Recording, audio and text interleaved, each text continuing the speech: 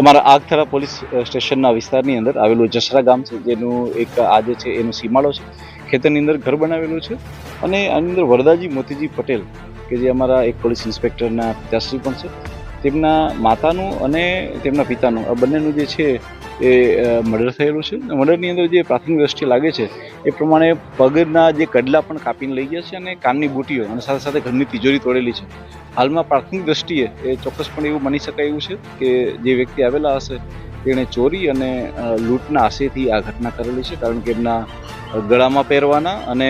કાનમાં પહેરવાના સાથે સાથે પગમાં પહેરવાના ઘરેણાને બી કાપીને લઈ ગયા છે એવું છે. અમે અલગ અલગ મોડસ ઓપરેન્ડી ઉપર કામ કરી રહ્યા છીએ કે આ પ્રકારના અંજામ કેવા પ્રકારના લોકો આપતા હોય છે, એવી કઈ ગેંગો હોય છે કે જે કોઈ એવા વિસ્તારમાંથી આવતી હોય છે કે જે આ પ્રકારનો અંજામ આપતી હોય છે, એની પર કામ કરી રહ્યા છે. હાલમાં અમારી FSLની ટીમ અને અમારી ડોગ સ્કોડની ટીમ પણ આવી ગઈ છે કે જે ડોગની ટીમ જે છે એ અલગ અલગ શોધી રહી છે કે કઈ દિશામાંથી આવા જે છે એ લોકો આવ્યા હશે. અમે તમામ એંગલો ઉપર વર્ક રાખીને કામ કરી રહ્યા છીએ અને મને વિશ્વાસ છે કે અમારી LCB SOG અને અમારી સ્થાનિક ટીમ જો છે એ ટૂંક સમયમાં આ હત્યાના ભેદને ઉકેલી નાખશે.